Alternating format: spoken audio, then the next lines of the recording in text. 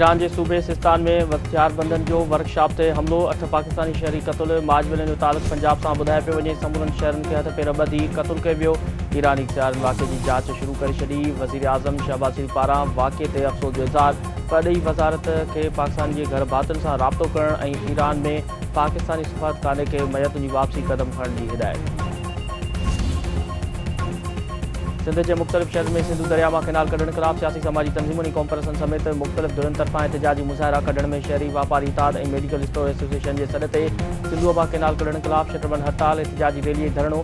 नवाब वली मोहम्मद में नौजवान इत्तेहाद तरफ़ां सिंधु दरिया में कैनाल कढण खिलाफ़ एहतजाजी रैली ऐं मुज़ाहिरो।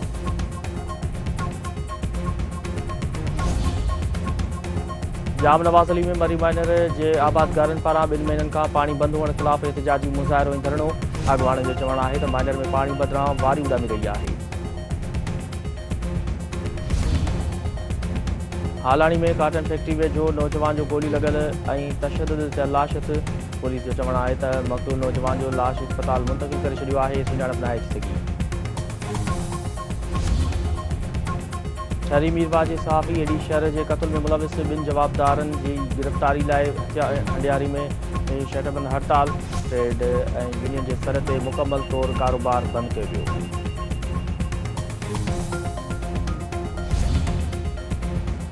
अमान ऐं ईरान ऐं अमेरिका विच में ॻाल्हियुनि जो पहिरियों दौर मुकम्मल। व्हाइट हाउस ॻाल्हि जे अमल खे हकारी ऐं तामीरी करार ॾेई छॾियो। तर्जुमान जो चवणु आहे त अमरीकी नुमाइंदे विटकोफ ईरानी वॾे वज़ीर खे सदर डोनाल्ड ट्रंप जी ॻाल्हियुनि जी हिदायतुनि खां आगाह कयो।